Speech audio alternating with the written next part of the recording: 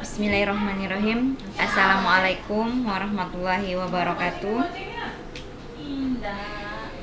Pada kesempatan ini kita berjumpa di materi pajak bumi dan bangunan.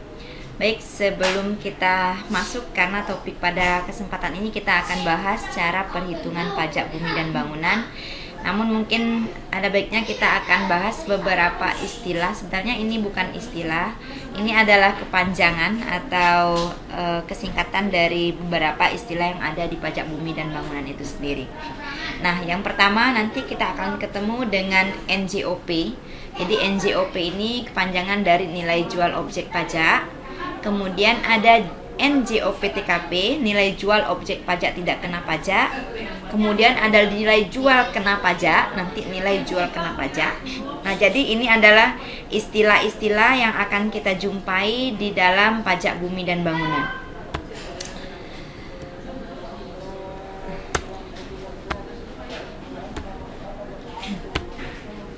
Selanjutnya kita akan bahas tentang tarif dari pajak bumi dan bangunan itu sendiri. Nah, di sini kalau kita bicara tentang pajak bumi dan bangunan, nanti dia ada dua lapis dari tarifnya. Yang pertama, tarif PBB itu sendiri adalah 0,5%. Jadi ingat, ini biasanya sering salah karena 0,5 itu nanti dikali dengan nilai jual objek pajak. Sebenarnya yang benar adalah tarifnya adalah 0,5%. Jadi sangat menentukan sekali persentase ini, jangan sampai terlupa. Nah, yang kedua adalah tarif NJKP, nilai jual kena pajak. Jadi berdasarkan keputusan Menteri Keuangan nomor 201 garing KMK titik 04 garing 2000, terdapat ketentuan dari persentase dari NJKP itu sendiri yang telah ditetapkan oleh pemerintah. Adapun ketetapannya adalah sebagai berikut. Jadi untuk objek pajak perkebunan itu ditetapkan 40%. Nah, kemudian nanti untuk objek pajak pertambangan juga 40%, kehutanan 40%. Nah, kemudian kalau untuk objek pajak rumah yang digunakan atau nanti tanah yang ditempati untuk membuat rumah, nah ini dinamakan dengan objek pajak lainnya. Maka nilainya, persentasenya nanti tergantung dari nilai dari jual objek pajak itu sendiri.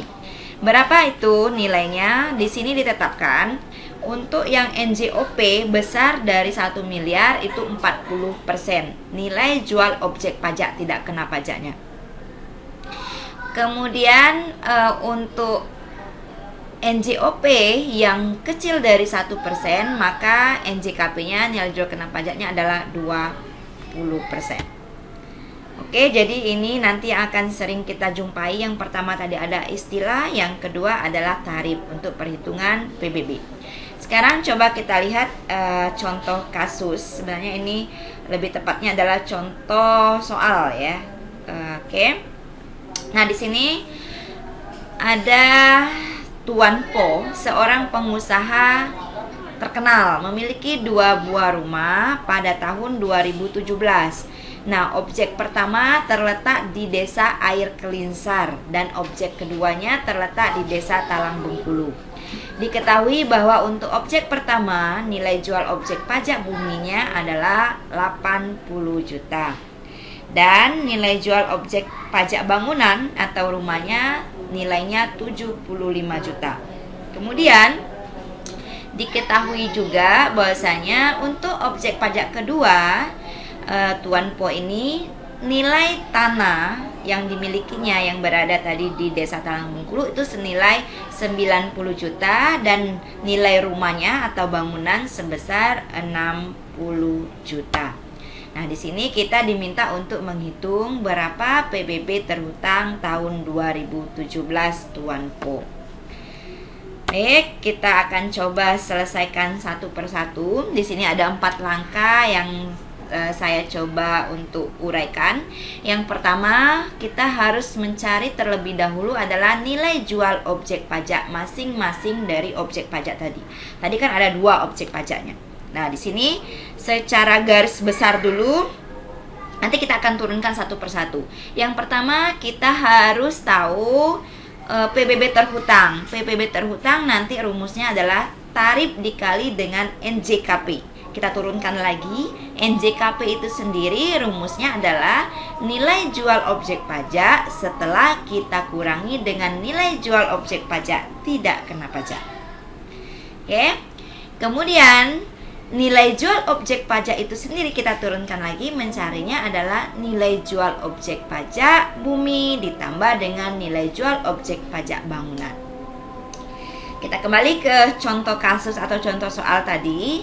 Kita akan cari nilai jual objek pajak kedua objek tadi. Yang pertama objeknya ada di Desa Air Klinsar. Yang di Desa Air Klinsar terlebih dahulu. Tadi diketahui nilai jual objek pajaknya sebesar 80 juta. Kemudian nilai jual objek bangunan atau rumahnya sebesar 75 juta. Maka total dari nilai jual objek pajak yang ada di Desa Air Klinsar adalah 155 juta. Kita tinggal tambahkan ya. Selanjutnya kita mencari nilai jual objek pajak di Desa Talang Bengkulu. Ada tadi harga tanahnya yang dimiliki Tuan Po 90 juta. Kita tambahkan pula dengan rumahnya 60 juta. Maka yang di Desa Talang Bengkulu 150. Oke. Ini kita dapatkan, nggak usah kita totalkan dulu, nanti kita totalkan. Ya, kita yang penting sudah tahu bahwasanya nilai jual objek pajak Tuan Po ini untuk di Desa Air Klinsar 155 juta dan di Desa Talang Bengkulu 150 juta. Next, kita lanjut ke langkah yang kedua terlebih dahulu. Langkah kedua, penyelesaian kita adalah kita akan cari nilai jual objek pajak tidak kena pajak. Nah, tadi sudah kita uraikan di slide kedua. Nilai jual objek pajak tidak kena pajak ini berdasarkan keputusan Menteri Keuangan tadi, maka ditetapkan karena dia adalah untuk rumah bumi, berarti dia kenakan nilai jual objek pajak tidak kena pajak yang berdasarkan lain-lain. Berarti nanti tadi di sini setiap daerah atau di kabupaten kota katanya setinggi-tingginya 12 juta. Maka nilainya adalah 12 juta. Kita stop ya. Jadi kita sudah dapat NJOP TKP berdasarkan keputusan Menteri Keuangan nilainya 12 juta. Nanti kita masukkan ke rumus. Sekarang kita ketahui dulu. Lanjut. Kita masuk ke langkah ketiga. Langkah ketiga kita mencari NJKP, nilai jual kena pajak.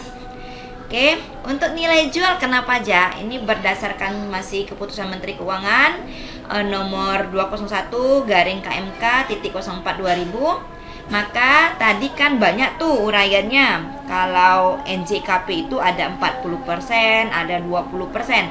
Nah, kenapa yang sekarang ini kita dapatkan di sini saya buat 20%? Karena tadi coba buka lagi nilai jual objek pajaknya Tuan Po, total keduanya itu tidak lebih dari 1 miliar.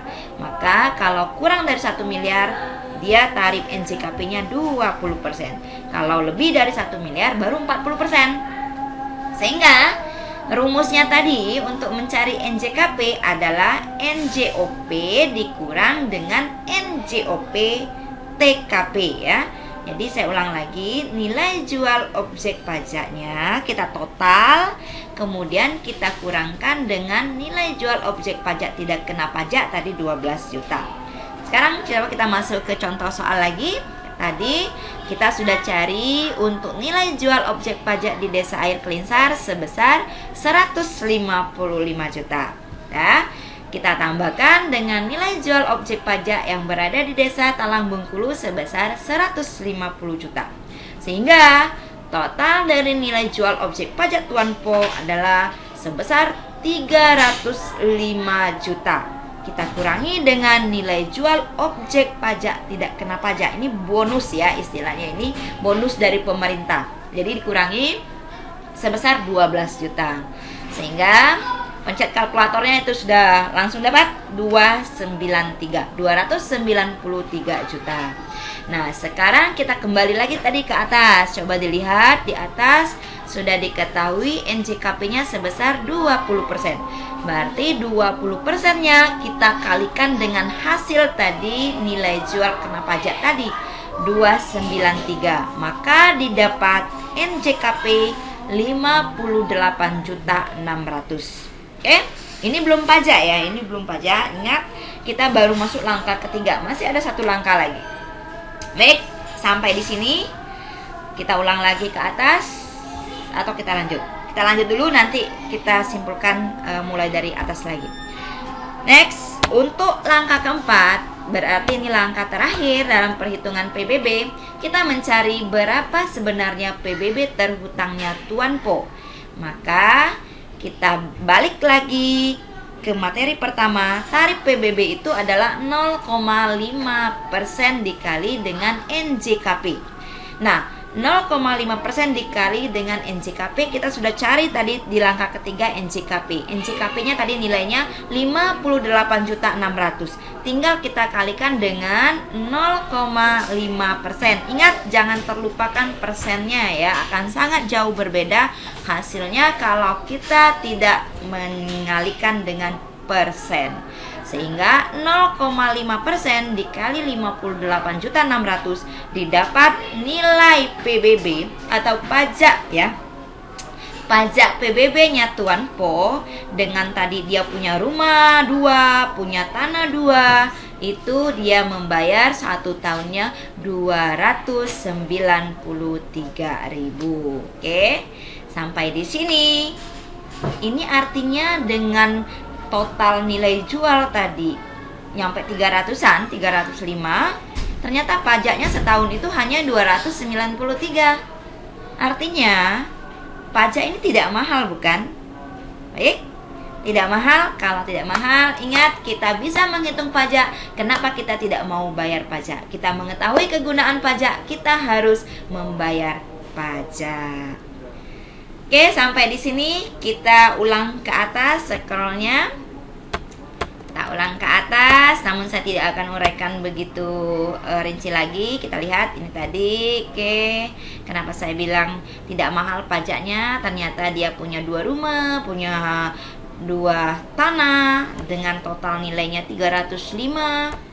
Ya, 305. Oke, 305 setelah dikurangi bonus pula dari pemerintah supaya nggak besar pajaknya, dia dapat 293. Kita kalikan dengan tarif, kita kalikan dengan tarif NJKP, kemudian kita kalikan dengan tarif PBB, sehingga pajaknya hanya 293.